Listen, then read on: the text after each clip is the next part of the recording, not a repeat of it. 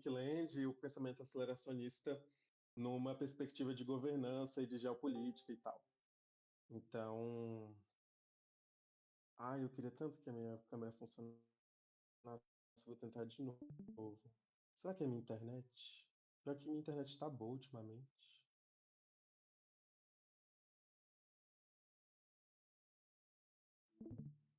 Parar de transmitir. Será que aparece?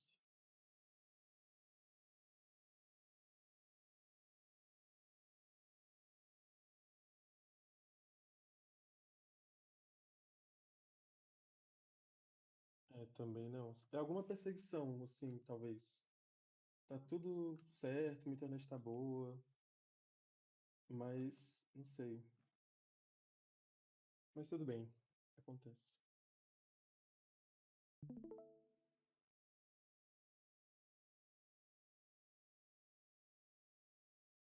É,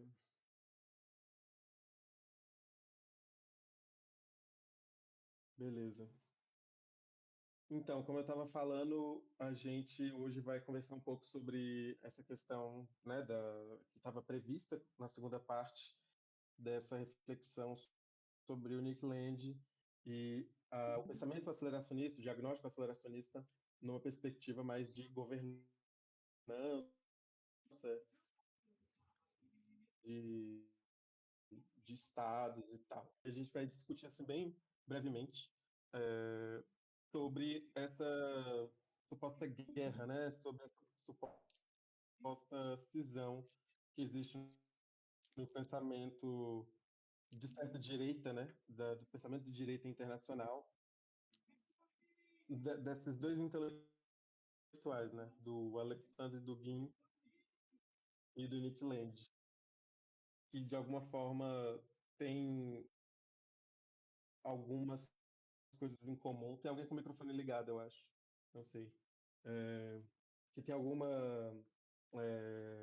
proximidade de alguns sentidos, mas a aula é pensada nessa. Tô tomando café aqui, galera. Tava vendo futebol, aí depois eu precisei tomar um café assim pra me acalmar, etc. Me acalmar, entre aspas, né? Mas estava previsto pensar essa aula a partir dessa dualidade de Behemoth e Leviatã por conta de uma colocação, né, do Carl Schmitt, bem interessante, assim. Tá aparecendo. É uma questão que o Carl Schmitt fala, né, sobre esse conflito dessas bestas bíblicas, assim. Nesse Land and Sea, que é um texto de 1942, ele fala que o Behemoth se esforça para rasgar o Leviatã com seus chifres ou seus dentes, enquanto o Leviatã, ao contrário, fecha a boca e o nariz do animal terrestre com suas barbatanas. Então ele não consegue comer nem respirar. Ele usa essas bestas bíblicas para, né, estetizar, assim. Eu não gosto de dizer metaforizar, eu acho que é mais interessante que isso, né? Mas ele usa como uma certa um fundamento mitológico mesmo, né? Como uma coisa que informa assim a organização do real. O Behemoth ele defende o seu território, né? Que é essa besta primeira da imagem, né? Essa que é a besta terrestre, assim, contra as incursões do monstro marinho, que é o Leviatã, que é essa criatura da água, né? Que está nessa outra imagem. Esse é o texto, né? Esse Land and Sea, e a citação que eu tinha falado antes. O Carl Schmitt é esse jurista, assim, é um filósofo bem... É uma referência, assim, de boa parte da galera que pensou filosofia política e tem sua história lá no contexto alemão e tal. Mas é uma influência muito grande, inclusive hoje em dia na China. É uma figura que continua sendo lida por bastantes lugares, assim, né? E o Behemoth e o Leviatã, eles não só eram usados assim como esse mito que informa o real, mas também uma descrição sobre os bloqueios navais e o conflito de Inglaterra e Rússia que teve no século XIX e Alemanha e Inglaterra no século XX, assim. Então, o Schmitt ele usa isso para pensar um, essas duas formas, né, de poderes explícitos a partir desses conflitos. Assim, o Behemoth como essa ordem estável assim da Terra e o Leviatã essa ideia do talassocrático, né? E outra coisa que eu também fiquei pensando de colocar, e é uma coisa que, sei lá, o Ilan, que é um professor, um filósofo bem interessante, que eu tenho uma proximidade assim, também fala, é que as cidades né, do mito utópico desses dois contextos também incorporam esse conflito que o Behemoth e o Leviatã, o Nick Land e o Dugin vão, no decorrer da aula, vocês vão perceber, sintetizar, né? Que é cada um como seu lugar mito, assim, lugar origem, uma né? Assim, uns sentidos assim daquela Ustat do Deleuze e Guattari. E essa Shangri-La, que seria mais para o Oriente, e Atlântida, esse símbolo, né, do Ocidente, assim, pelo menos nas mitologias e tal. Na questão de como essas formas de autoridade vão ser usadas na nossa reflexão, assim, no sentido né, do Land e do Dugin, é que o Behemoth, ele realmente é essa ordem estável dos povos terrestres, é a representação da autoridade tradicional do Estado, né, sancionado por Deus. Enquanto o Leviatã, ele incorpora um dinamismo, ele é essa fluidez, né? E aí o Leviatã ele é a besta desse espírito atlântido, né? Da Atlântida, esse espírito da empresa capitalista pirata, né? O capitalismo corsário, assim. Ao mesmo tempo, essas duas formas de visão, né? Essas duas formas de orientação, assim, têm essas coisas em comum, né? Então, elas rejeitam a modernidade iluminista e ela também propõe uma certa forma de romper com a modernidade, né? E por isso que aí fala assim, né? Um pós-modernismo e de fato, assim, Dugin, Nick Land, eles dentro da história da filosofia, eles estariam no momento que dá para enquadrar nessa é, é, situação, né? Nessa demarcação assim, teórica e tal. Então, ou representa uma ruptura no sentido de uma guerra étnico-religiosa, né? Uma organização assim bélica, de um conflito que é bem a pira assim, do Behemoth, ou a aceleração do capitalismo, né? Do tecnocapitalismo, que aí já vai ser essa metáfora a partir do Land. Assim. O Dugin é essa figura conhecida, eu acho que todo mundo deve ter assim, adepto, leitor e tal, mas eu gosto de analisar nessa linha que a galera também fala sobre o Land, assim, né? Como figuras que, no momento, têm um impacto e uma influência bastante grande dependendo dos circuitos, né? Então, eu vou falar bem rápido, assim, sobre essa questão, porque ele é bem assim a discussão sobre o Dugin no Brasil acho que ela acontece de uma forma meio estranha porque às vezes um pessoal vai para um caminho de negar também muito a influência dele nos circuitos da Rússia assim e eu sinto que essa influência dele na verdade é muito parecida com esses outros contextos que também tiveram esses gurus esses intelectuais que estavam por trás de uma certa influência de um certo movimento assim.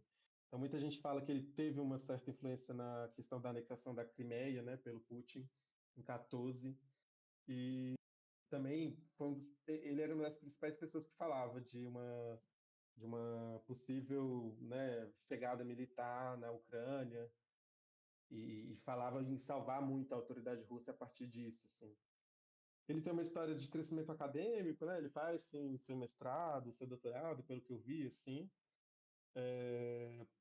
Tem algumas coisas interessantes que eu achei, assim, que eu acho que é interessante a gente pensar sobre também, que a proximidade dele com o Steve Bannon, assim, né? Então, apesar dele criticar às vezes o Trump, assim, o Dugin, ele elogia muito o papel do Bannon como arquiteto das políticas anti-globalização e de America First, né, do protecionismo muito característico do Trump, assim, né? Essa negação do globalismo, assim, essa rejeição de uma hegemonia, e o Dugin admira isso no Bannon, supostamente. E, ao mesmo tempo, o Bannon teve um momento em 2014 que, numa conferência, ele cita o Putin como uma cleptocracia, né, o Estado do Putin como uma cleptocracia, mas com uma apreciação sincera do tradicionalismo que está dentro do Estado. Assim. Ele cita um conselheiro anônimo do Putin que se refere às ideias de Évola, e esse conselheiro, no tempo, era o próprio Dugin. Assim. Então, ele vira comentador político, enfim, tem uma história lá também, né, dessas paradas. E aí tem essa questão da tradição, que é também muito importante dentro do pensamento do Dugin, que, é, inclusive, eu fiz até uma live meio doida essa semana, porque eu estava testando como é que seria pelo YouTube e tal. E é uma coisa que é sempre complicada, né? Porque, às vezes, por essas figuras, tipo, terem suas doses de racismo, de hierarquia espiritual e tal, eles foram pessoas que, assim, na minha leitura, conseguiram entrar nessa coisa do outsider, sabe? E de maneira interessante. Escrever sobre coisas em um contexto que foi lido por um nicho muito específico de pessoas, assim, tanto antigamente quanto hoje em dia, eu acho. Essa mistura de esoterismo e, ao mesmo tempo, enfim, né? A lombra mesmo. Eu acho, enfim, eu não gosto muito de só execrar os livros e tal, então eu penso que é interessante a gente se deparar também com esses autores do tradicionalismo, do perennialismo e tal. E esses dois tiveram muita influência dentro do pensamento do Dugin, assim, ele cita bastante, principalmente o Júlio Zévola, que é esse italiano, né? Então, o tradicionalismo é uma coisa muito importante para pensar a questão do Berremó e da tradição dentro do pensamento do Dugin. Tem um cara, eu acho que é Marlene Laruelle, que fala que a tradição é o mundo estável nos seus princípios religiosos, filosóficos e sociais e começou a desaparecer com o advento da modernidade no século XVI. Então, diz muito sobre esse momento de degradação, né? Sobre esse momento de como o tempo é lido nessa maneira cíclica, né? A gente estaria num ciclo de total deterioração, assim, cada vez mais próximos de um, né? E, sei lá, na Revolta contra o Mundo Moderno de 34, o Évola traça, né, que o humanismo renascentista ameaça a hierarquia social da tradição, enquanto Guénon fala que todas as religiões verdadeiras participam dessa tradição primordial agora que está desaparecida e que mais ou menos vive preservada em culturas relativamente intocadas pela modernidade ocidental, como as culturas islâmicas. Então, por que isso é importante para o menino, para o Dugin? Porque a geopolítica e o eurasianismo, né, esses dois conceitos que são mais dos campos da relação internacional, enfim, dessa questão de análise contemporânea, seriam essas doutrinas armadas do tradicionalismo. Então, as ideias tradicionalistas entrariam no campo das relações internacionais e dos conflitos contemporâneos. Ele defende a grande questão dentro do pensamento dele é realmente tratar a geopolítica como a guerra espiritual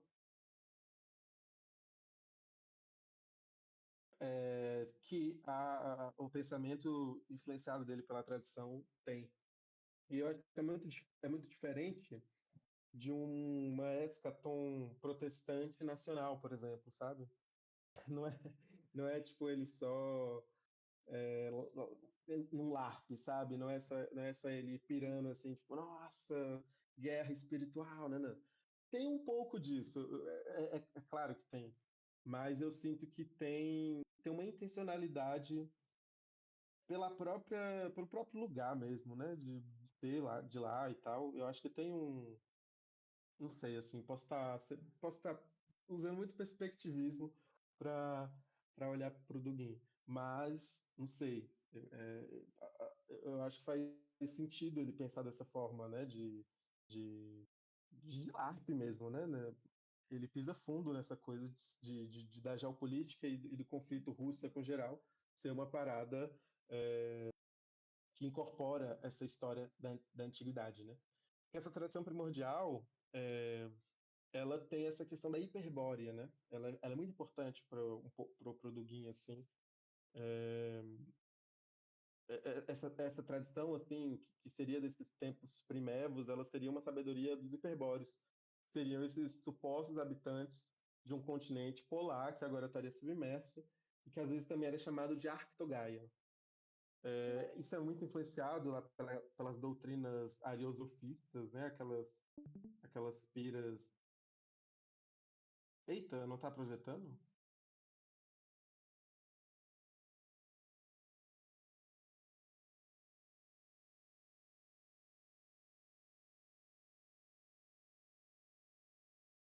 Uai, será que parou de aparecer a imagem?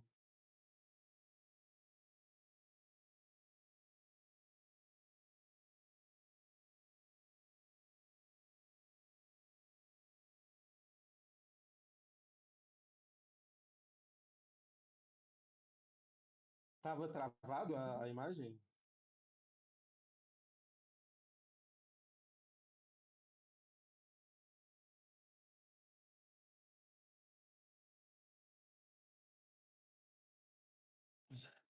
Apareceu várias pessoas estão digitando.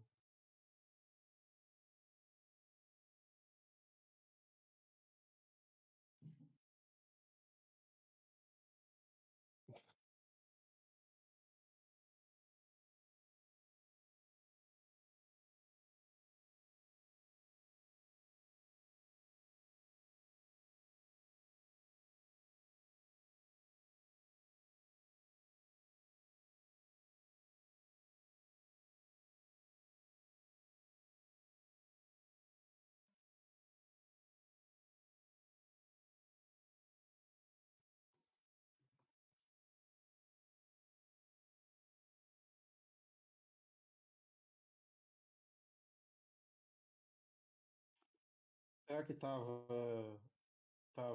coisado?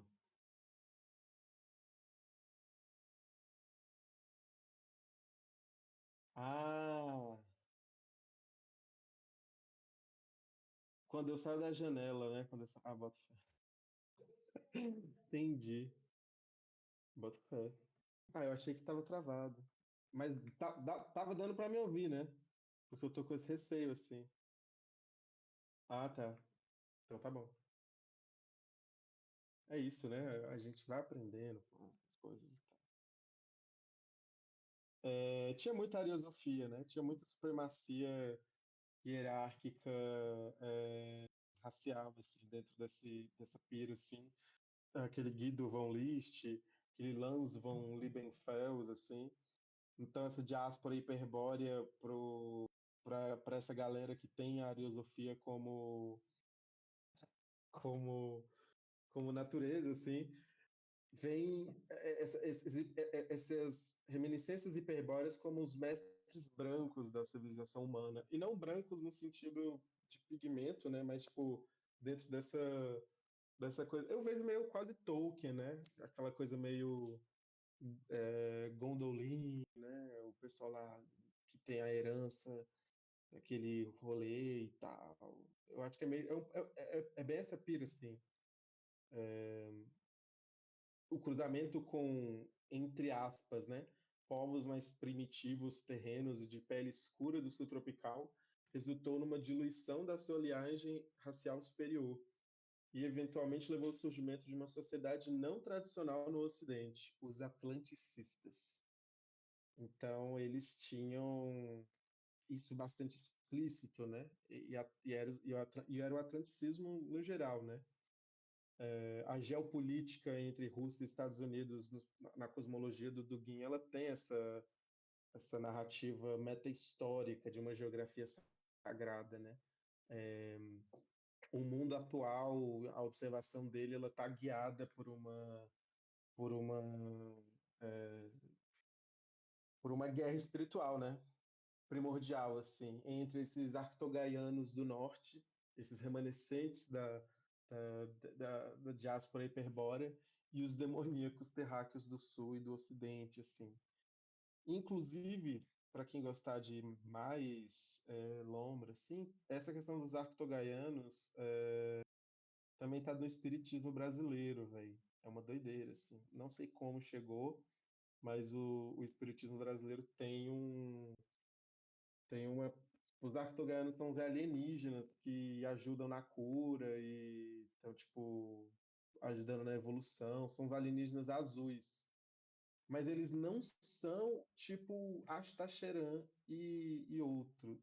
Que aqueles são, tipo, guardiões e tal. Mas, enfim, é isso. Espiritismo, né? É alienígena, é altas paradas. Também tem uma questão que eu acho que é interessante situar, que é essa questão da racialidade nesse pensamento, né?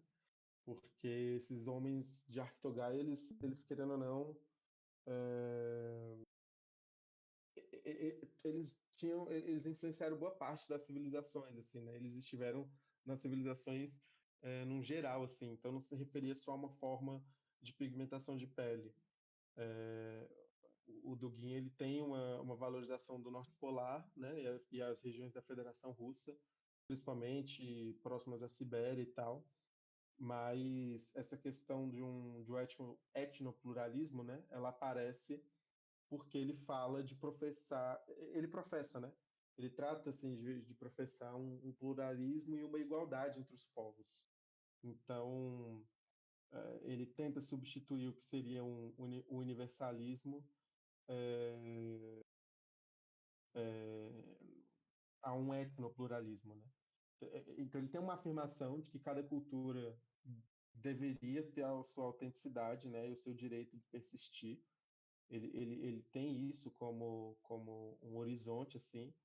Ele ridiculariza a forma que a modernidade iluminista ela é genocida e desrespeitosa com as distinções culturais, com a história, com os costumes particulares, né? Então ele tem também um lado nesse sentido. Ele fala de um iluminismo que apaga isso em favor de uma humanidade global. Enfim, até aí, né? Gold, né? Ok, beleza, tá, concordo com tudo. Mas enfim, é porque tem isso também, né? Ele tem uma proximidade com um pensamento certamente tradicional, assim, de tradição mesmo, né? Que soa às vezes, né? Próximo da gente, assim, que estuda perspectivismo, que estuda, né, a questão de preservação de um certo ethos, né? Que é tão relevante, caro, por exemplo, para comunidades indígenas, para comunidades quilombolas, para certas comunidades que são historicamente é, totalmente destruídas pelo projeto de modernidade, de colonização e tal, né? Então eu acho interessante também pensar essa, enfim, essa reflexão do Dugin nesse sentido, né? Mas o etnopluralismo dele também, obviamente, né? Porque, enfim, ele é europeu e está dentro de um sistema lá de hierarquia. Ele expressa uma hierarquia no tradicionalismo, né? Então, é, a Rússia, os povos eurasianos e essa identidade, ela tem uma evolução em relação aos outros, né?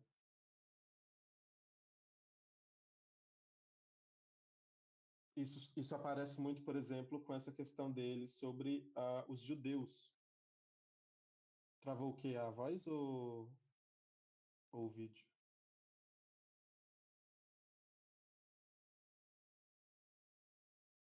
Ah, tá.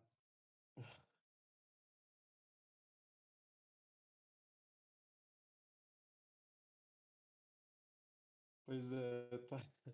Aparece muito também com essa questão da forma que ele vê os judeus, porque ele sempre vai por esse raciocínio espiritual, né?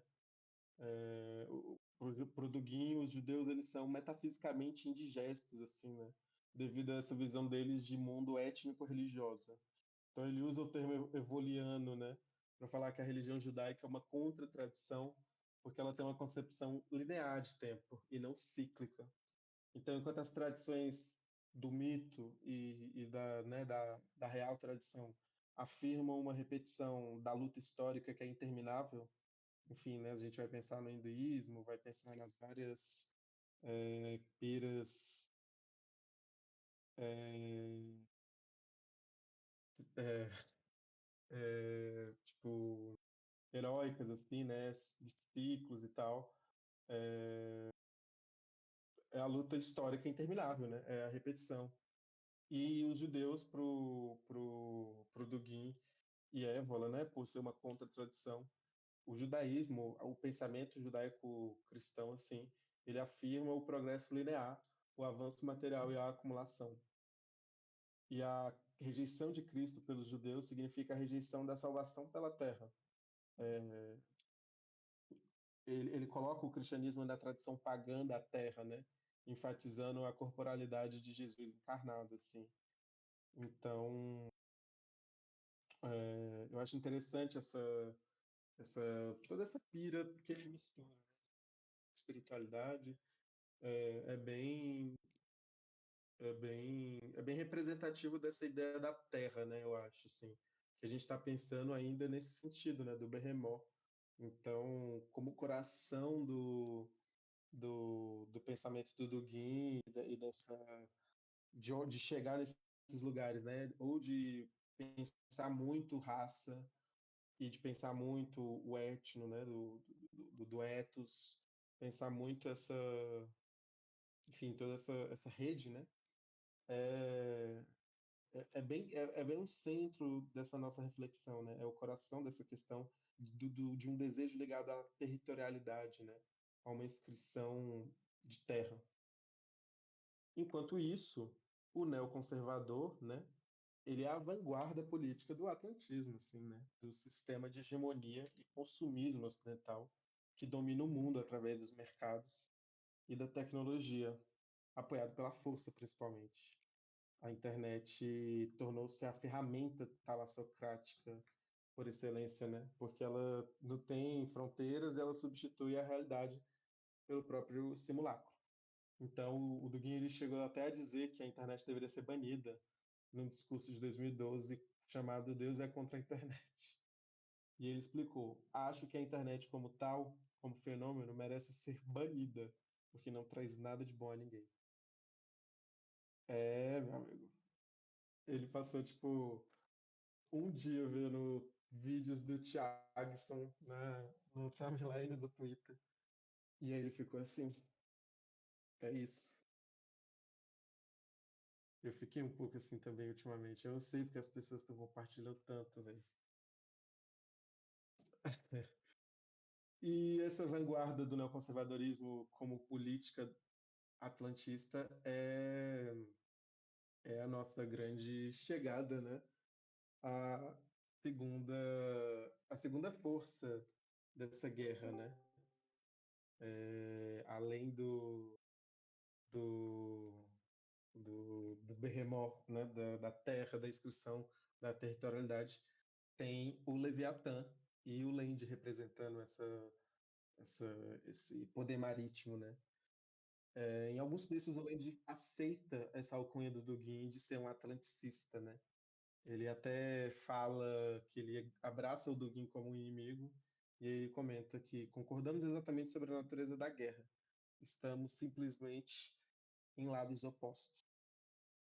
Então, ele realmente entra nesse joguinho, né? Nessa lógica de imaginar essa divisão entre eles como o principal parâmetro de lugar, de cosmovisão, assim. Então, é a distinção entre tradicionalismo estatal e capitalismo moderno. Mas, ao mesmo tempo, o Lente ele tem também uma questão que é o que o coloca junto com o Dugin dentro de pelo menos um reacionarismo, de uma antimodernidade, né? Eu não coloco tradicionalismo porque no Land não é necessariamente por uma tradição, né? Não é guiado por uma tradição como é o Dugin. Então, eles estão juntos dentro de um horizonte antimoderno, é claro, né? Enfim, pá. Mas o Land ele vai muito para um sentido de ser contra essas democracias liberais ou igualitarismo como a identidade do espírito do poder Atlante, né? Do capitalismo, assim. Então, ele quer exorcizar o capitalismo dessas associações, assim. Inclusive, ele é entusiasta para um certo fim da OTAN, da União Europeia, e essas instituições que visam uma universalidade, que para ele é hostil à emergência de uma real anglosfera. Eu acho que isso é um ponto que às vezes as pessoas esquecem do Land, assim. Ele é um britânico, né? Então eu penso que o Land, ele é tipo, é, ele não é tão demente quanto um direitista estadunidense, assim. Eu acho que ele não é tão tudo bem, ele tem aquelas paradas com Trump e tal, mas tipo, um cara que já tipo falou que já pensou em transicionar para depois falar bobagem sobre pessoas trans hoje em dia no Twitter. Eu acho que ele tem algo, sabe? Ele tem alguma alguma coisa britânica assim. Ele tem alguma coisa de Jimmy Savile, sabe? Ele tem uma coisa britânica mesmo. Ele não é tão aquele direitista burro estadunidense, porque ele defende muito uma anglosfera. Ele é um defensor intransigente dessa coisa. Ele rejeita muito o resquício de um populismo, de um coletivismo na forma que a alt-right dos Estados Unidos nos movimentos pró-Trump. Então ele considera muito organicista e evocativa da Europa continental, assim. Tipo, ele não é tão aquela coisa de toda a Europa, sabe? Europa unida ou coisa assim. Ele gosta do populismo do Tea Party, por exemplo, porque é muito mais interessante do que só uma renovação de um coletivismo que para essa galera libertária, como ele é, né? Porque ele tem muita essa influência libertária, ele, é, ele, ele tem muito receio de qualquer coletivismo, né? De qualquer coisa que soe assim, que para essa galera, inclusive, é o fascismo no geral, né? Socialismo, comunismo, enfim, qualquer forma de coletivismo para a galera mais libertária, assim, é isso, né? Mas eu acho que é importante situar essa influência da anglosfera para o pensamento atlantista do Land, porque é o lugar que ele defende, né? Não é, e não é uma questão da Europa no geral, mas é uma questão bem específica de um espírito britânico assim que ele sempre teve, né? Que ele não deixa muito explícito, eu acho assim, mas que quando a gente vê nesse sentido mais macro, é no fundo isso, né? É isso. E aí a gente chega nessa parte que aí fica mais bizarro e torce mais ainda, que é quando ele se aproxima dos diagnósticos neorreacionários e tal, ele, ele tem essas inspirações assim, é, como exemplos desse capitalismo desacoplado do Estado, né? Desse capitalismo mais independente, desse capitalismo que consegue ficar mais livre dessa associação humanista da democracia e tal, né? Um capitalismo mais libertário mesmo. Independente das reservas dele sobre a política de direita alternativa do Richard Spencer, o Land ele se considera parte de uma direita alternativa, né? Ele se considera parte de uma alternative right, assim, né? Alt-right, assim. Então, é um libertarianismo que é hostil à democracia.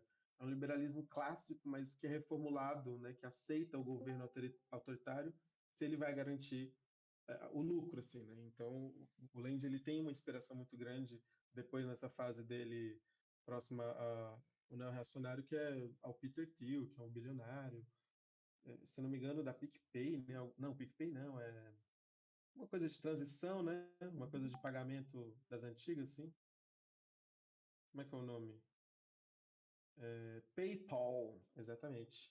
E o Curtis Ave, que também é uma figurinha relevante assim nesse contexto de escrita sobre o pensamento neo-reacionário, sobre esse desenho de um libertarianismo distante, né, das instituições da democracia e tal. Eu coloquei essas imagens aqui porque é uma coisa que novamente volta àquela noção do Schmitt, né?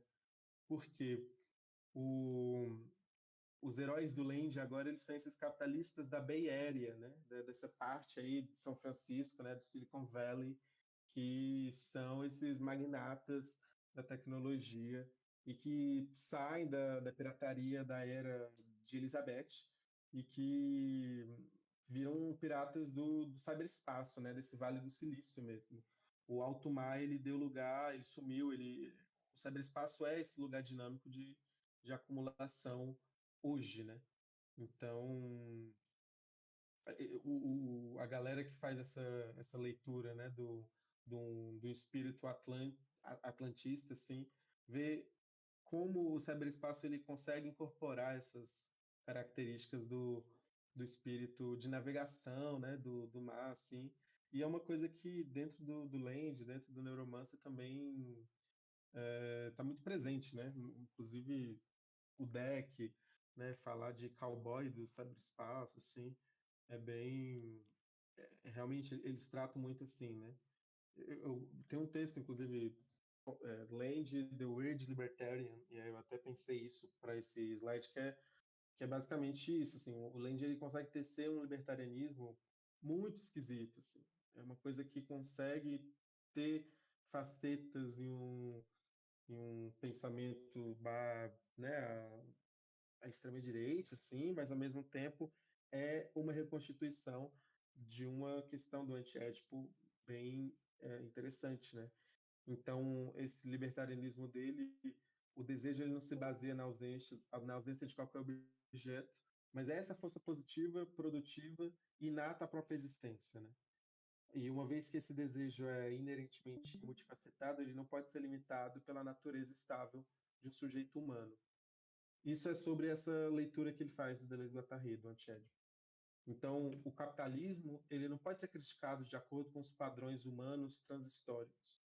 E ao contrário, né? O capitalismo ele reflete as tendências para a pluralização do próprio desejo.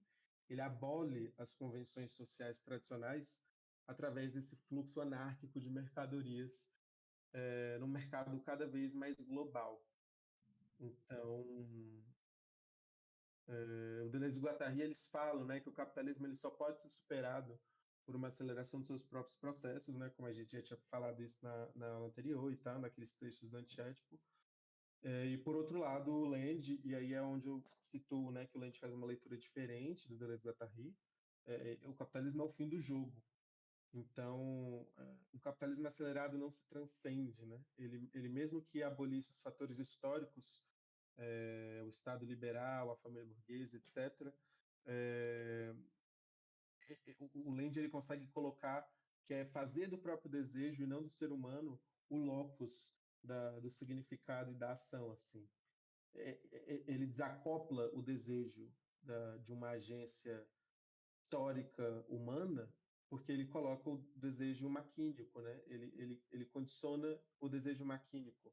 Essa história de um desejo que é incorporado pelo desenvolvimento tecnológico e industrial, pela técnica, que aí, nesse instante de acumulação acelerada, nessa autoexpansão, nessa sofisticação né, emergente, assim, é a Skynet no final, né? É a imagem da Skynet do Terminator, assim, da singularidade mesmo.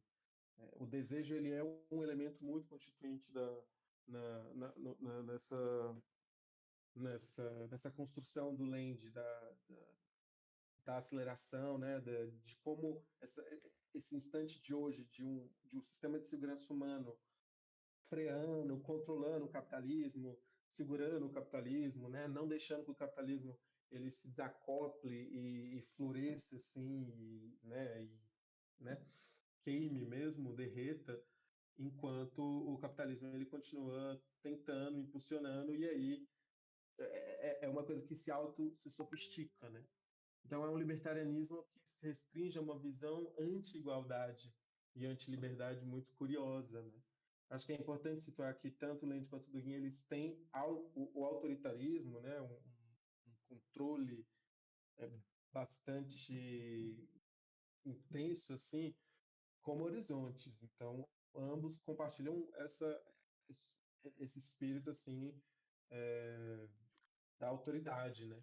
Então, os setores mais produtivos da humanidade vão ter interesse em libertar essa inovação capitalista para o Land, enquanto os menos produtivos eles sempre vão procurar a proteção da providência do Estado, né? Dos recursos do Estado, dos benefícios sociais do Estado. O local de trabalho regulamentado e os benefícios sociais sujeitos a condições de recursos são para ele uma expressão de ressentimento. Então ele racializa a divisão de classes e ele trata a democracia como uma forma de roubo de cidadãos mais produtivos por não brancos preguiçosos. A democracia é uma horda de zumbis raciais que procuram canibalizar seus superiores. Ele tem essa essa visão assim, né, de um de que a democracia ela é o principal impeditivo, né, dessa distribuição, dessa emancipação do capitalismo real atualmente, assim. E a democracia nos termos depois, e aí, né, com a proximidade com Môncio Moldbug, né, da catedral, nessa imagem da catedral e tal. Aqui é um diagrama, né, do pensamento neorreacionário, que é que é onde se agrupa assim algumas das reflexões do Land. Ele tá, assim, não dá para falar que ele é um neorreacionário, sabe? Assim como não dá para falar que ele sei lá, era um kantiano ou não era um kantiano.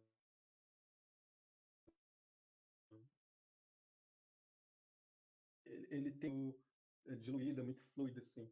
E apesar dele, né, tá desse jeito e ter politicamente ter se tornado mais ativo nesse campo, etc., nas entrevistas que ele fala, ele também fala muito que é uma plataforma que ele vê onde as ideias dele mais aparecem, né?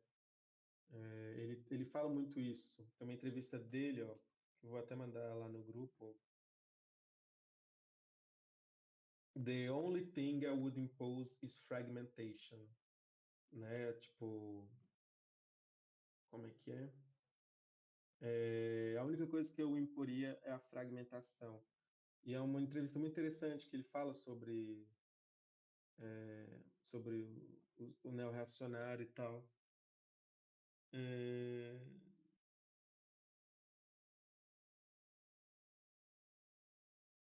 enfim, né? É bem interessante, assim. Ele cita algumas coisas, ele elogia, mas mostra essa certa distância que ele tem, né? Então não é só como se fosse um projeto que ele tivesse próximo, mas ele vê como uma plataforma possível para algumas das piras dele, para algumas das ideias dele, assim. E aí esse diagrama mostra essa diferença que os neorreacionários têm hoje, né? Então tem essa via tecno-comercialista, tem essa via teonomista, sim, de uma tendência tradicionalista e tal, tribal e tal, e tem os nacionalistas étnicos, né? Mas a fusão, ela teria essas características de hierarquia natural, de realismo racial, né, de federalismo, assim, como o principal coração, né, de estrutura. Mas para o Land é uma parada que é isso, né? Dessa pira aqui, ó, ele estaria aqui. Ele estaria mais no tecno-comercialismo, assim. Apesar dele, né, ter alguns eixos em comum, assim, a grande questão dele para a visão do Leviatã atual, né, para essa renovação do espírito do Ocidente, assim, seria uma visão neoconfederada, né, olhando para um passado, mas também para um pós-humanismo futurista, assim. Ele, ele não quer limitar o poder do Estado, né? Ele quer, de certa forma, privatizar, assim, num sentido mais profundo da coisa, né? O Estado ele não deve ser mesmo um obstáculo da redistribuição da criatividade capitalista, mas o Estado ele tem que encarnar a expressão mais completa do capital. O Leviatã ele não pode ser enjaulado, né? Ele tem que ser transformado radicalmente numa empresa capitalista. as ações serem vendidas e distribuídas a stakeholders com base na na produtividade relativa, assim. Então, é um capitalismo por si só, assim, né? Tipo, essas imagens de que a galera também cita, né? Da Weyland Yutani, da série Alien, que ele tem como uma referência, ou a Tyrell Corporation, do Blade Runner, né? Que já é esse estado numa amálgama com a empresa, né? Com a lógica da empresa, assim, e, e que é onde ele mais vê que é a saída, né, para o Ocidente, assim, para o espírito atlântico do Leviatã. Eu acho interessante que esses dois filmes eles são muito importantes para o pensamento dele, inclusive o blog dele se Xenosystems, né? Que o Alien, né, o xenomorfo, tem essa questão, e ele tem um blog chamado Xenosystem, porque ele gosta bastante, assim. Essa forma de capitalismo ela foi antecipada, né, por um estadista de Singapura chamado Lee Kuan Yew, e que Land cita como o maior neorreacionário da sua época, devido às práticas antidemocráticas e às visões realistas raciais. Então, eu acho interessante também pensar nesse sentido que ele tem essa referência real, né? Essa referência histórica do Lee Kuan Yew. Eu sei algumas coisas sobre Singapura, eu não sei muito, eu sei sobre China e eu vou guardar para a aula de China, que inclusive vai ser bem interessante, vou falar de Okhui, e vai ter super a ver com essa questão de hoje, né? Hoje a gente está olhando para um conflito do norte global, né? Citando o presidente Lula, é, esse conflito é do norte global, né? Tipo, é do inglês britânico contra o russo lá e tal. Então, e os outros lugares, né? E aí eu acho que trazer também esse sino-futurismo vai ser interessante para pensar essa geopolítica atual, né? Para ver quais são as principais frentes assim do globo, né? Nesse sentido. Então, o Linde ele cita esses experimentos de Singapura como essa experiência neo-reacionária. China não. China ele assume um lado estatal, inclusive tem alguns textos depois do Xi Jinping, mas em termos de crítica, porque o Xi Jinping ele dentro do partido ele representa uma ala mais é, esquerda, né? O Xi Jinping lá dentro da pira, assim, ele tem uma pira mais à esquerda dentro da tradição, né? Lá do PCC e tal. Então, ele tem uma criticazinha assim de leves na, na, em alguns discursos, em algum decorrer da década assim, recente. E aí, pensando nessa conclusão assim de por que esse Estado é o horizonte assim dessa sofisticação, é porque o sistema de governo ele não vai estar mais orientado por uma ligação humanista de bem-estar, né? Não é mais pela moralização da catedral. Então, essa forma de Estado ela vai transcender o horizonte biônico, né? Os campos da tecnociência e da biotecnologia, elas vão nos tornar seres tecnoplásticos. Então, o debate sobre natureza, criação, ele perde muito o sentido, assim. A manipulação genética e os meios financeiros né, de alteração e tal, para ele vão ser totalmente indistinguível assim das heranças genéticas, né? As disparidades de talento entre raças só são amplificadas pela acumulação irrestrita de capital e pela sua subsequente utilização para a transcendência humana biológica. Então, se o Dugin está assustado com os palhaços assassinos de Marte que nos alcançam na Terra, o Land propõe a fuga branca, né, para Marte, o derradeiro ato de secessão, assim. O Behemoth ele quer zelar o seu território, né, sem a sua influência estrangeira, e o Ângulo-Leviatã ele encontra um novo oceano onde quer que ele esteja, assim. Então eles têm essas distinções muito evidentes dentro desse cenário é, contemporâneo mesmo de pensamento de direita e pensamento da direita alternativa, principalmente. E aí, assim, pensando uma conclusão, eu vi dois artigos interessantes na internet que eu vou deixar o título aí para vocês verem. Esse é um texto da Jacobin, chamado Como Júlio Zévola se tornou o fascista favorito da internet. Eu achei um texto meio estranho, assim, porque vai falando umas informações meio aleatórias, mas eu indico para vocês lerem, assim. Achei curioso, né? E esse também do Rafael Machado, chamado Júlio Zévola e o Quinto Estado, contra as desinformações dos pseudo-evolianos neoliberais. Por que eu indico esse texto? Para vocês verem como o Évola é influente no Brasil. E é isso que é a minha conclusão, galera. É aí que eu abro para a gente fazer uma reflexão coletiva. Esses dois conflitos eles estão muito numa ordem norte global, né? Mas qual é a reverberação disso no Brasil? E aí, essa é a questão. Tem gente que reincorpora a história narrativa do Dugin para o nosso contexto, né? Para o contexto Brasil, o que não faz sentido algum, assim, para pensar contexto nacional e tal. Mas, ao mesmo tempo, as tradições de algum tipo de Brasil, elas também têm suas complicações, né? Eu acho que, por exemplo, o Eduardo Vieira de Castro, ele tem minimamente um pensamento que coloca a tradição dentro do centro, né? Dentro do perspectivismo, de uma preservação de costumes, né? De localidades, assim. Não é à toa que o Yuki Rui eu acho que é uma ponte interessante para eu vou testar uma coisa, vou testar parar de projetar e ligar a câmera. Ó, nossa senhora. Olha aí, era só uma questão da projeção.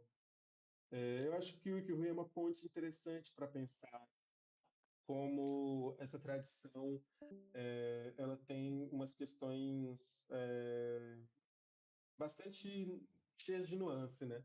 Então eu acho que os dois têm um fio de localidade. O Land tem esse fio do espírito anglo britânico, assim, né?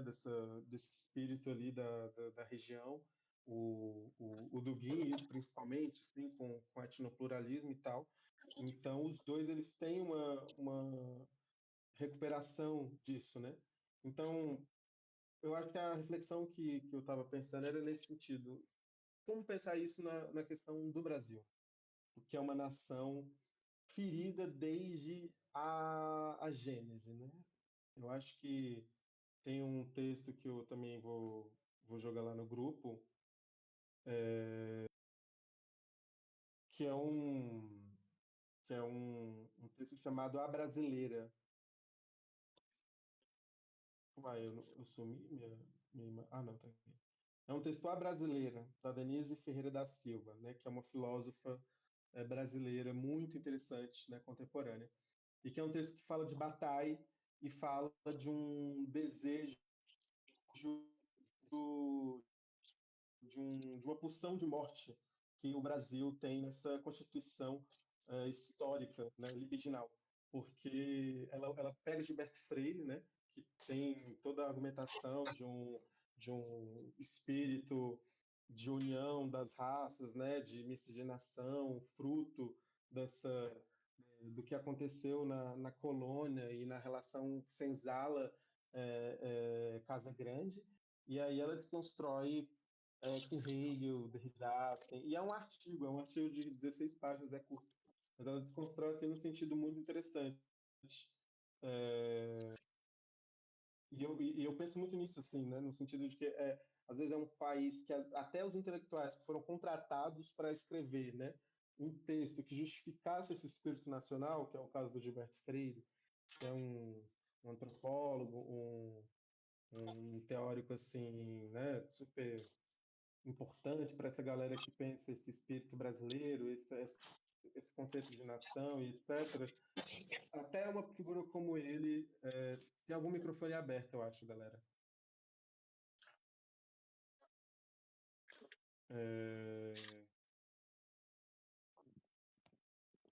Tem um espírito de nação, né? Tem um esquecimento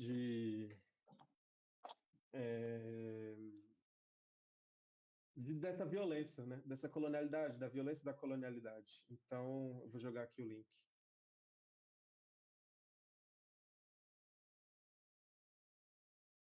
Então, é um texto bem interessante para pensar isso, que eu penso um pouco sobre o Brasil, né?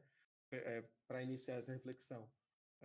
Como é que a gente pensa um ethos num contexto como o Brasil, que é um contexto de conflito racial extremamente demarcado, né? E aí eu também penso muito, e aí a gente vai ter outros momentos nas próximas aulas para pensar, né? Mas a questão racial no neo-reacionário, ela também ela incorpora muitas questões dos Estados Unidos, assim, e, e elas refletem uma questão também muito característica da forma que o antirracismo se organizou nos Estados Unidos. Tem um, tem uma questão dos dados, né, de que é um vocabulário que essa galera sempre usa, né, dos índices de violência, dos índices de família desestruturadas, assim. Isso são relatórios de sociologia da década de 50, né, produzidos assim por também gente que foi colocada nesse lugar de, ó, escreve sobre isso e tal. Então, eu acho interessante pensar o Brasil nesse lugar muito único, né? Então, como é que a gente pensa uma preservação aqui, né? Com essa nossa identidade? É uma questão bem difícil para pensar, né? O Viveiro de Castro reivindica um perspectivismo ameríndio, mas eu, pelo menos, tenho a impressão de que é uma coisa que dificilmente boa parte do Brasil se identifica, né? Se identifica no sentido de uma ontologia indígena, né? No sentido de uma cosmovisão ali daquele contexto ameríndio, daquele contexto de uma cosmovisão específica, né? Será que, sei lá, uma comunidade quilombola do Maranhão, assim, os Calunga do Goiás, tem uma cosmovisão parecida? E ainda mais enfim, pensando nesse sentido mesmo, mais de generalização, né, de globalização do pensamento do perspectivismo. Então, eu não sei assim, o que seria esse fio que explicaria um sentido de pensar tradição, pensar isso no Brasil. Eu, pessoalmente, porque eu estava olhando aqui, tem uma vela acesa e tal, aí tava, né, caninha da roça, incenso de Exu. Eu acho que a Umbanda é uma dessas coisas. Assim. Eu acho que o Brasil ele tem. A caninha da roça não é minha, é do. Ah, tá. Eu acho que a Umbanda é uma dessas coisas, né? É uma coisa que tem um espírito nacional muito específico de reunião da, de várias entidades, de várias expressões espirituais, e que tem um fio de tradição muito curioso, assim.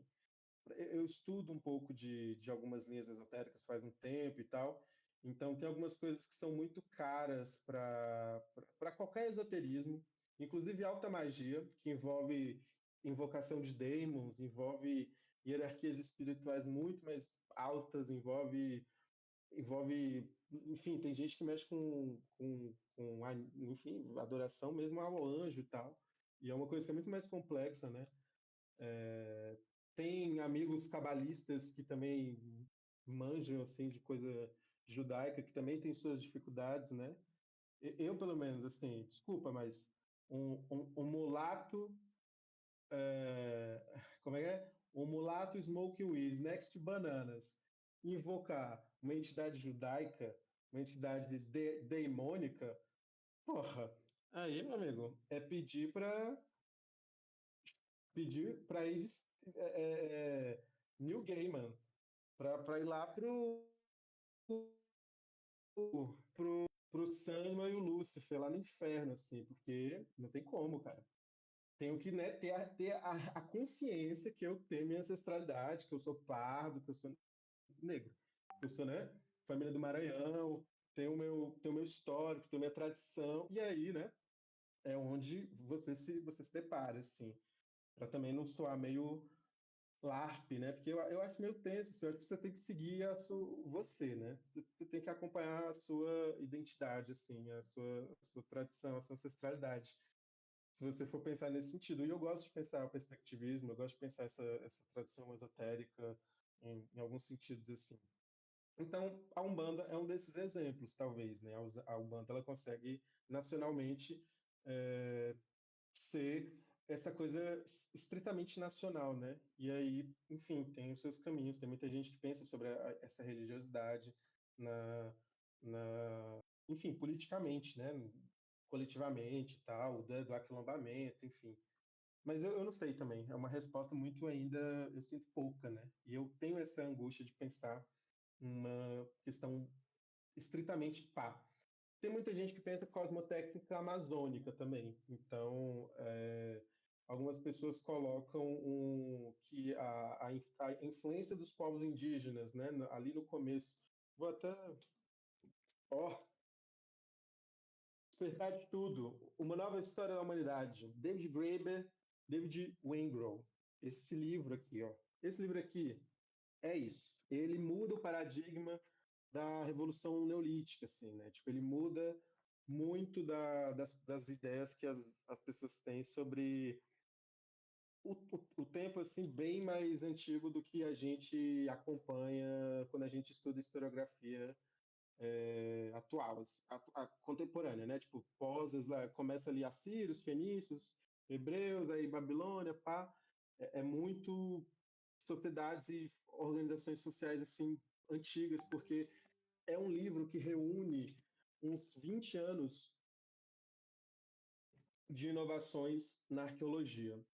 Então, o David Graeber, que é esse anarquista, né, que é um cara já importante lá daquele Dívida, de Wall Street e tal, ele se une com esse cara da arqueologia, né, o David Wengrow, escreve esse livro. E há de pensar que tem uma influência também nesse diagnóstico dos indígenas, né, de comunidades ali da Amazônia Prímeva, terem sido agentes influentes na própria constituição da Amazônia. Então, é, tem um, tem um, é, tem uma questão de antropia, né? De como é que é? Antrópicas, né? Ações antrópicas, que é essa interferência humana, né? Uma agência humana ali na forma que o solo da Amazônia se desenvolveu, na forma que a floresta realmente nasceu assim. E eu acho interessante pensar nesse sentido. E o Rui também, né? A questão da cosmotécnica.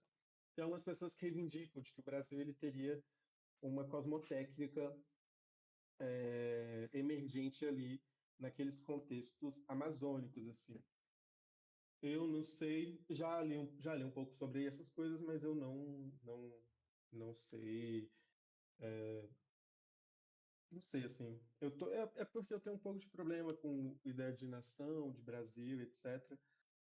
Justamente por conta desse texto lá da Denise Ferreira que eu mandei no Discord, assim, eu acho que é complicado também, né? A gente só pensar essa questão do conceito de nação tendo dimensão dessa violência, dessa questão central, né? Do próprio nascimento do Estado-nação do Brasil. Inclusive, eu não mostrei meu marcador, mas meu marcador do meu marcador do David Graeber e do David Wengrow. Olha, marcado aqui, ó. Aqui, rapaz. Estudando sempre.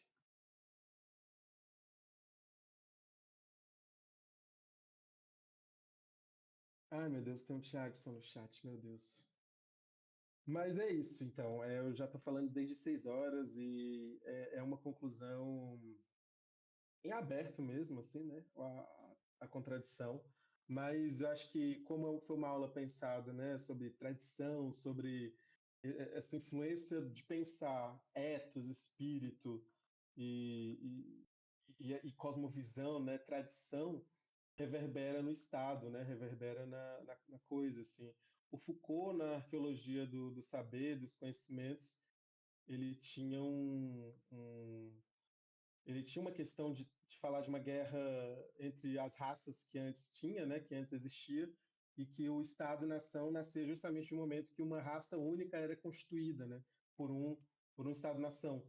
Então, a partir do momento que o Estado fechava essa raça como, pá, essa é a nossa, o conflito de luta racial, a ideia de conflito racial, ela cessaria porque estaria definido ali o espírito único, né? E, enfim, eu acho que é uma coisa que ainda vai reverberar muito nas outras, porque a gente vai falar sobre China, a gente vai falar sobre esquerda e direita, e é uma questão que também acompanha bastante a questão dos neorracionários e tal, mas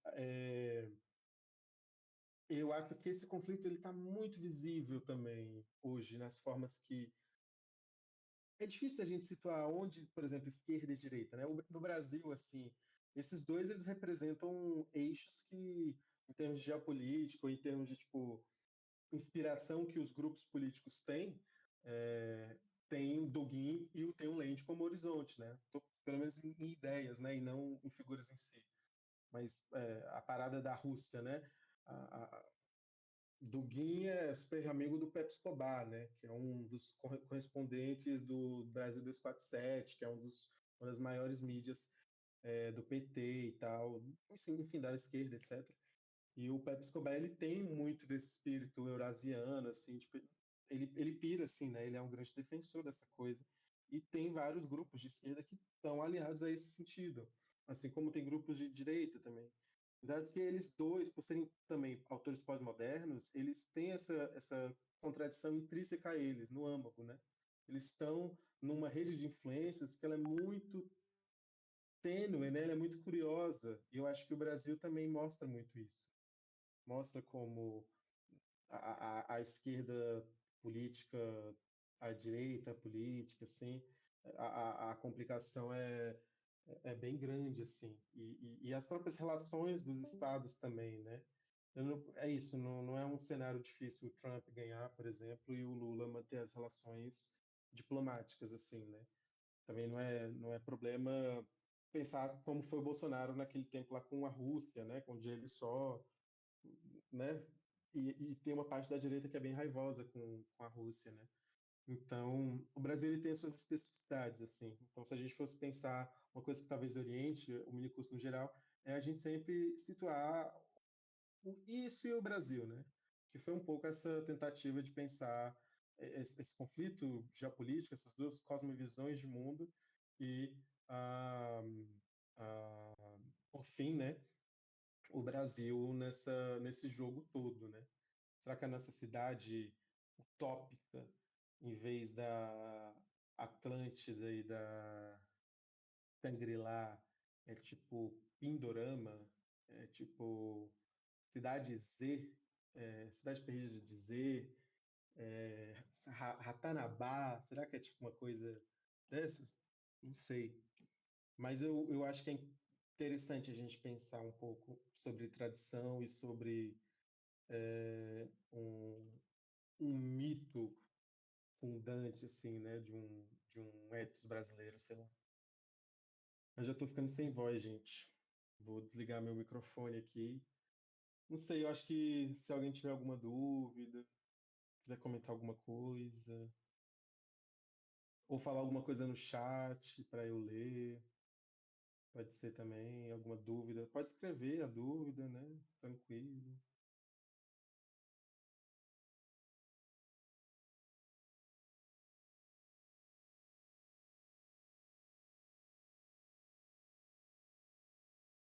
Em choque que deu certo esse negócio. Simplesmente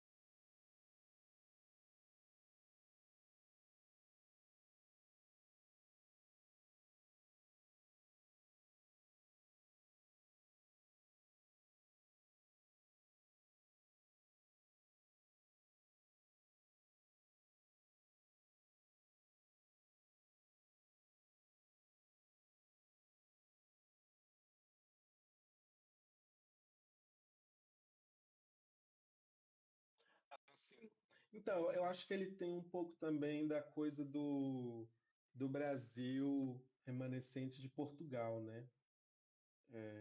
Tem um pouco essa questão do Brasil como sendo o que sobrou das sementes ali da, como é que é? Luso, Ibéria, né? Sei lá. Eu não sei, eu não manjo muito de Portugal. Mas eu sinto que tem uma reivindicação dessa, dessas raízes, né? Dessa nova Roma. Porque Portugal também tem essa coisa de que supostamente é o que preservou aquela pira lá daquela região, né? Daquele lugar específico do Ocidente, né?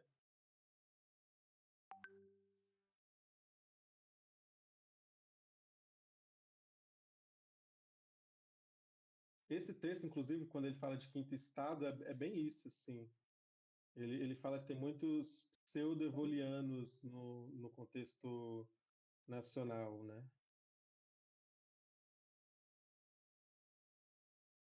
Ó, ele comenta é, esse quinto estado, né? Desconhece a ordem, ele é fluido, liquefeito. Ele critica bastante algumas leituras do Évola no Brasil e, e parte para pra uma coisa. A NR tem também uma coisa de tradição, né? De tipo indígenas, né? De colocar os indígenas, negros e os portugueses, né?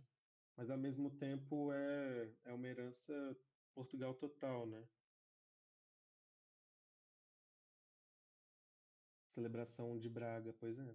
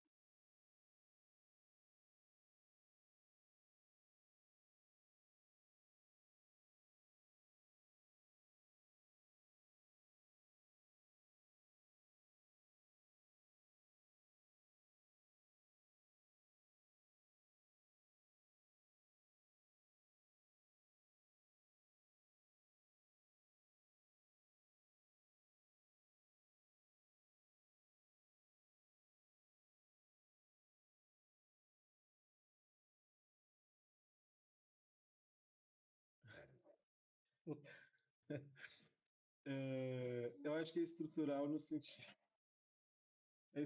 no sentido de ser base, eu acho. Eu acho que é no sentido de realmente, né?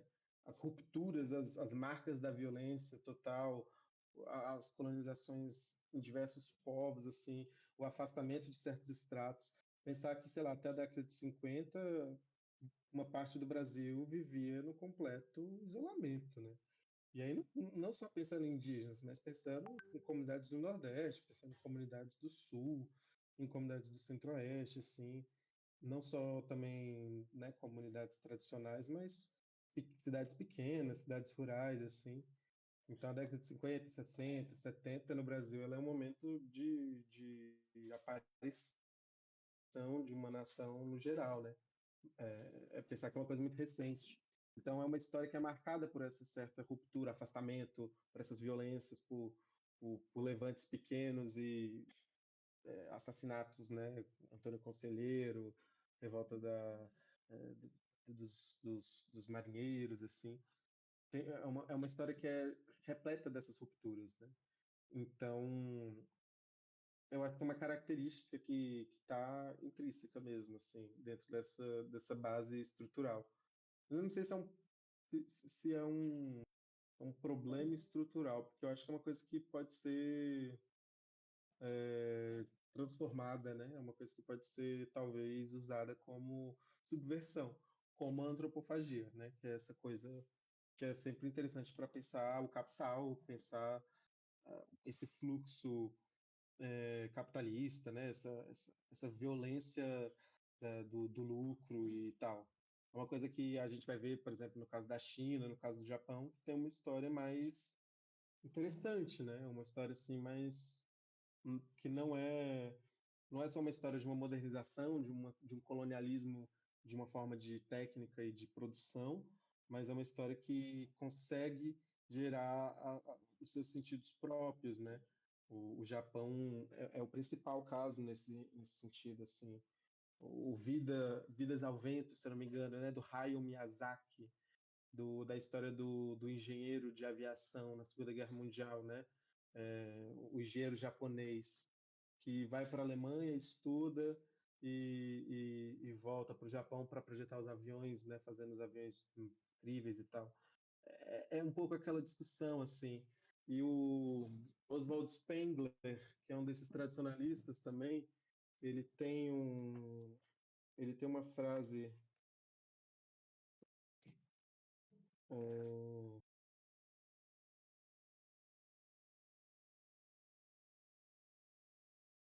Spengler. Nossa, ele cita muito Spengler. Mas ele tem uma frase que ele fala que o principal problema para a Inglaterra, o principal erro da galera foi ter ensinado as tecnologias para para o Japão, né? Que o principal erro do Ocidente foi ter ensinado isso para o Oriente. E isso deles, combinado com as tradições deles, né? Tinha, tinha né, dado o game over ali. E de fato, assim, se a gente vai pensar a história recente da forma que o Oriente conseguiu desenvolver tecnologia, é de se pensar sobre isso, assim. Então, acho que, se não me engano, a próxima aula vou até ver aqui na ementa, talvez estou falando disso, mas a terceira aula nem é sobre isso. A terceira aula é sobre esquerda, direita e neorreacionarismo, onde a gente vai falar sobre Mark Fisher e sobre Curtis Yarvin. Então, tá.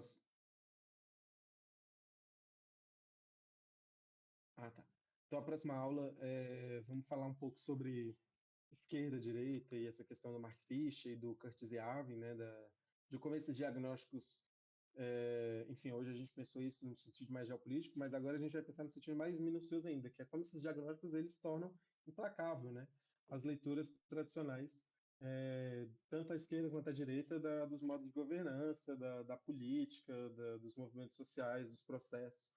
Essa influência da cibernética ela acaba gerando uma dificuldade mesmo da gente ler os fenômenos só da forma que eram lidos previamente, né? E ainda mais também com economia libidinal, com essas outras percepções de momento, né? De controle e tal. Então, eu acho que os textos também já estão lá na ementa, né? Permanecemos. Eu não sei, eu tenho que ver se o Botafogo joga sábado ou domingo. Se jogar, né? Mas acho que vai jogar. Aí, dependendo, eu tenho que ver o outro dia. Então, se ele jogar sábado, o minicurso fica domingo. Se jogar domingo, o minicurso fica sábado. Então, semana que vem, definimos assim. Mas já estou falando há muito tempo, a garganta já está ficando rouca, assim. Foram perguntas muito legais. Acho que é isso, né?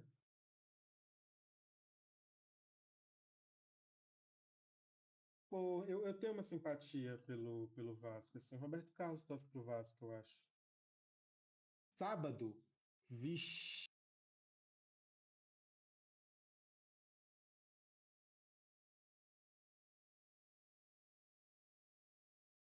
Nick Land já falou dos incels como instrumento de aceleracionismo indireto no movimento Lay Down and Rot, Deite e Apodreça.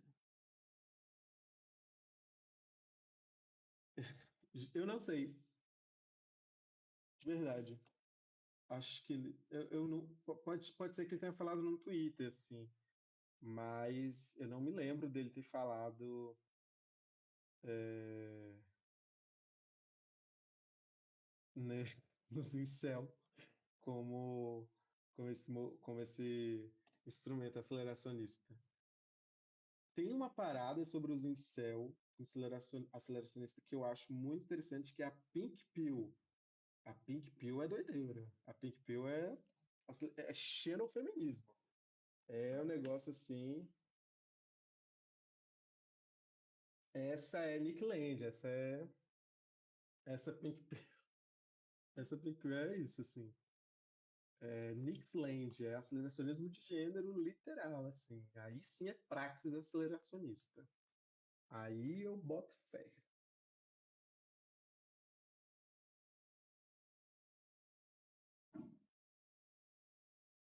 Quem?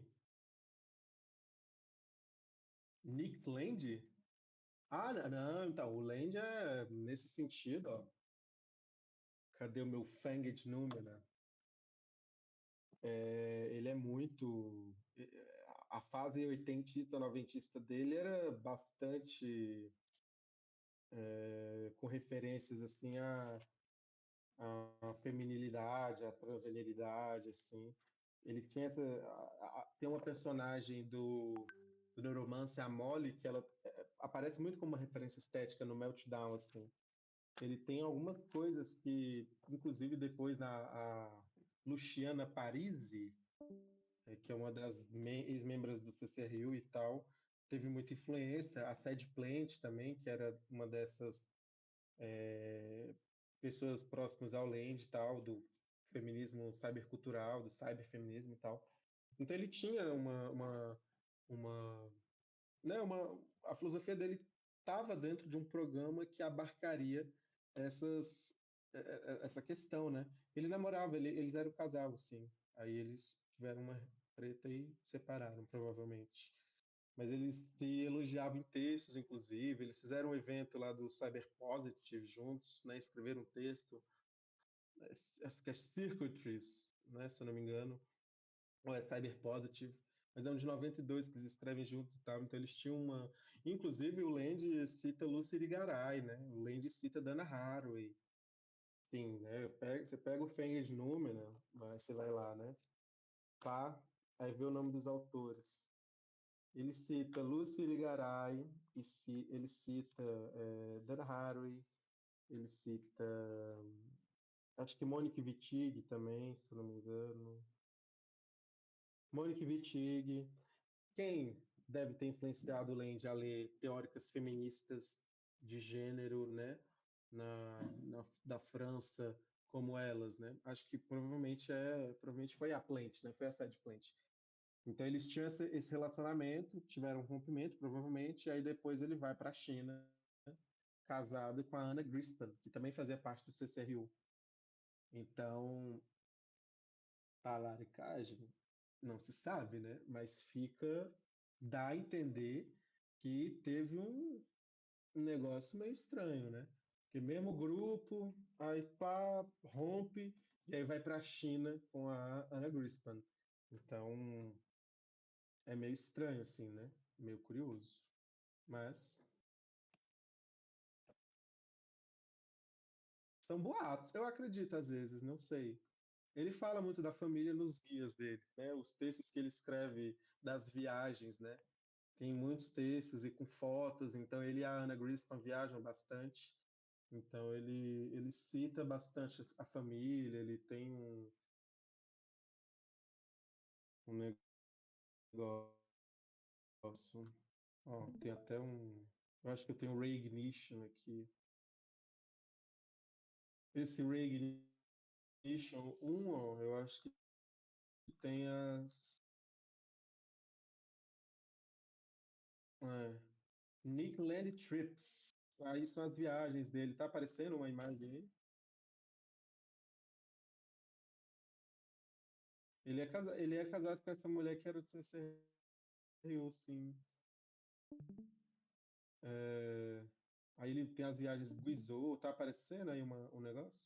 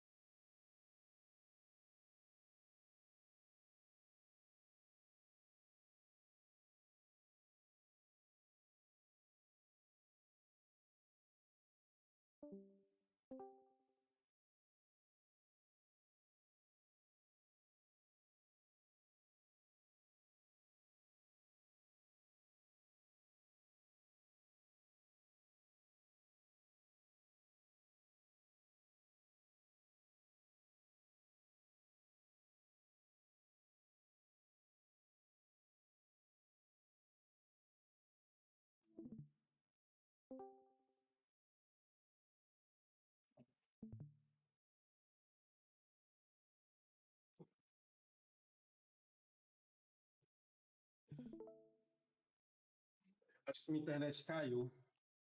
Aí é difícil. É, Mas tem o Ray Ignition. E aí as viagens dele, Vietnam Crabs, aí tem as fotinhas que eles tiram, ó, as cavernas, os lugares tradicionais. O cara vive, ó, o Astra, olha os negócios que ele vê. Ele pirou total, né? Então ele tem várias folhas comprando camelô. Eita, camelô, queiro, derby, ó, derby falsificado. Vixe, aqueles joguinhos, camisa do Flamengo, alienígena. É muita, ó, as montanhas, olha, porra, ele fez trilha. Então, enfim, né? Eita, isso aqui é abatedouro? Ah, não, é aquele negócio. E aí ele viajou pra lá, né, com a Anna Grispan. Enfim, né? Fofocas do CCRU. Vou encerrar a chamada por aqui, porque é isso, já encerramos, agora a gente só está enrolando mesmo. Mas é bem interessante essa questão, que também é biográfica, né? Saída dele lá para a China, para ter pirado assim, é uma parada assim que é bem interessante para pensar, né? Pois é, ele e o Rolleback têm muitas coisas em comum, eu acho. Inclusive, o Rolleback é muito bom. Leiam Aniquilar. Excelente. Último livro dele.